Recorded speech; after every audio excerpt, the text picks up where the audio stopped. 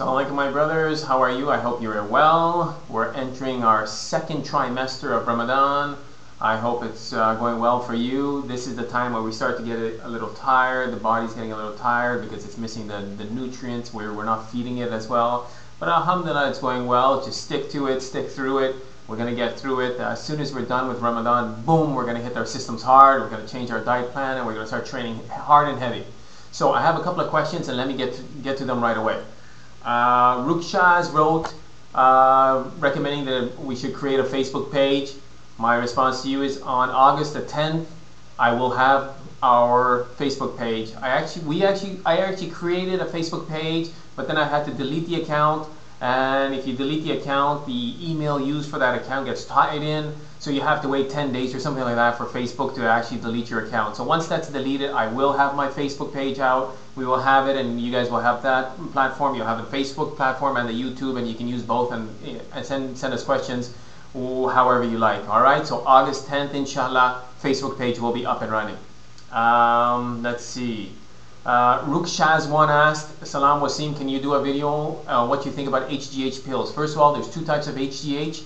The injectable format is actually the real, the potent, the serious human growth hormone. This is extremely expensive. We're talking maybe thousands of dollars per month, and it's equivalent to steroids. It's not something light.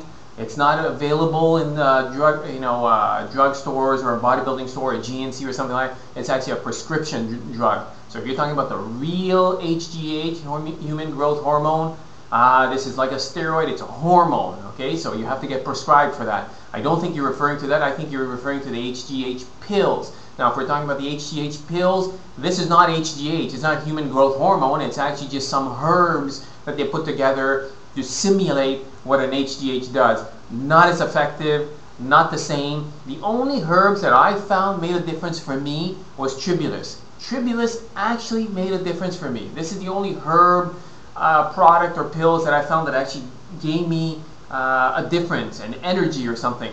Besides thermogenic products. I mean, thermogenic products are good. They work for the moment. Like just before your training, you take thermogenic products, and boom, they're ready to good to go. Tribulus, I've taken it. You take them on a daily basis. I do find it works. So if my answer to you, instead of the HGH pills, just get Tribulus. Tribulus has been around for a long time. They've done studies on it, and it works. So just get the Tribulus, and it's natural and it's cheaper. So forget about the HGH pills. This is also new, and I think it's bogus. All right, so that answers that. Hamuda92, Assalamu alaikum, brother. So Assalamu alaikum. Would you recommend cutting as in a caloric deficit during this month, or should I just get my maintenance calories in? Here's a caveat. And before I answer that, let me also answer Mr. Chabs. He has a very similar question, so let me answer Mr. Chabs, which will answer your question. Mr. Chabs wants to know, nice video, mashallah, I agree. Can you make a video exclusively on how to cut, lose fat, but retain muscle in Ramadan? So you want to cut fat and retain muscle. What foods to avoid, how much you should avoid eating after iftar, if it's okay to occasionally eat a full meal rather than just a light shake or iftar. Okay.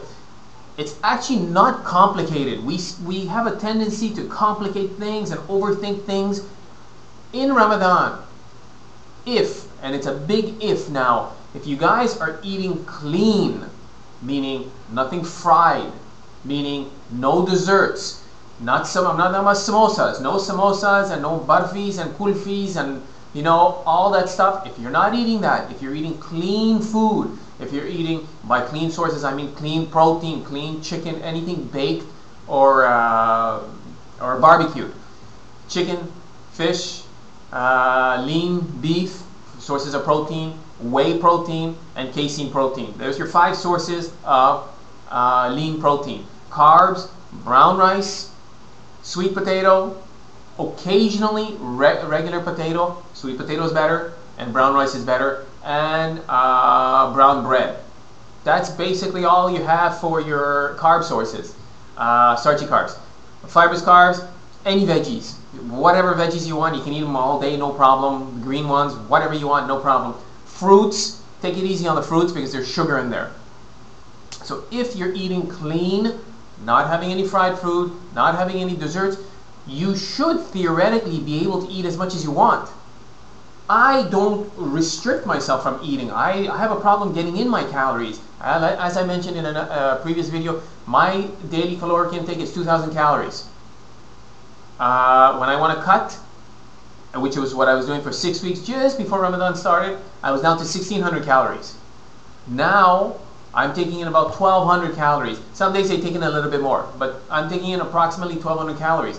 Not because I want to take 1,200 calories, I just can't take more. I'm eating solid food, I'm eating as much as I can, it's just my food is clean. 1,200 calories or 1,600 calories in clean food is a lot of food. So if you're eating clean, you should be able to eat as much as you want. So you shouldn't restrict yourself from eating and think, oh, I should just have a shake. No, I can't eat too much. No. Eat as much as you want. You have no problem if it's clean. Once you start throwing in the fried stuff and everything, forget it. Then it changes the equation altogether. Then of course you have to, reduce and this and that. So you guys should be eating, because you're fasting all day long, you're in starvation mode, just eat as much as you can in the allowable hours. So don't hold back, eat clean foods, cut out the juices, cut out the fruits, cut out all the sugars. You don't need those sugars. That is not what, you don't need those. Cut those out. The sodas and all that crap, of course, remove all that. If you want to lose weight, the only thing that you need to remove is the starchy carbs. Eat as much protein as you can because you need to hold on to the muscle mass. Fibrous carbs, you need it. You need the fiber because you're taking in the protein. Water, as much water as you want. If you want to cut, the only thing you can cut, the only thing you can remove is the starchy carbs. And don't remove the starchy carbs in your iftar. Iftar, you need it, have your starchy carbs. I have half a cup of oats every morning, regardless of whether I'm training or not. No, have a cup of oats every day. And then you can cut your starchy carbs after that. Just have them in your iftar meal. What you guys also should be doing is weighing yourself. Weigh yourself just before iftar, because then your water weight is, you removed your water weight, because you've gone all day without eating. Your water's out of your system.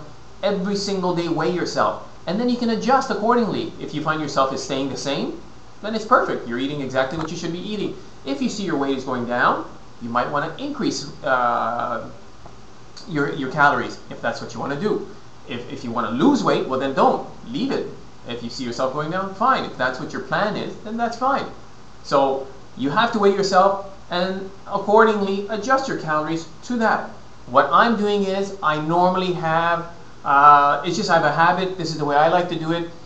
I'll have a high calorie day, a high carb day, low carb day, high carb day, low carb day. Every second day is a high carb day. So for me, a high carb day is, I'll have oats in iftar. That's every day. Plus, I'll have some sort of carbs, starchy carbs in my iftar meal. Brown rice, sweet potato. The next day, in my iftar meal, I won't have any starchy carbs. I'll just have veggies. And then before going to bed, I'll have another meal. And of course, before going to bed, I won't have starchy carbs. That's it. Simple. Very simple. This is a temporary thing. We're only in it for another 20 days. You don't need to get all fancy and everything. If you're keen on losing weight. Now, another thing that's important is, it depends how much weight you have to lose. If you're 25, 30 pounds overweight, remove the starchy carbs, because your body will pull from the fat. You don't have to worry about starvation or anything like that. Don't worry about that. Your body has enough fat reserves. So you can just remove the starchy carbs. You can have your starchy carbs in a sahur, and that's it. No more starchy carbs for you out. And then just clean protein and fibrous carbs. I hope that answers your questions. If there's anything else, just let me know. All right, salam. Take care, guys.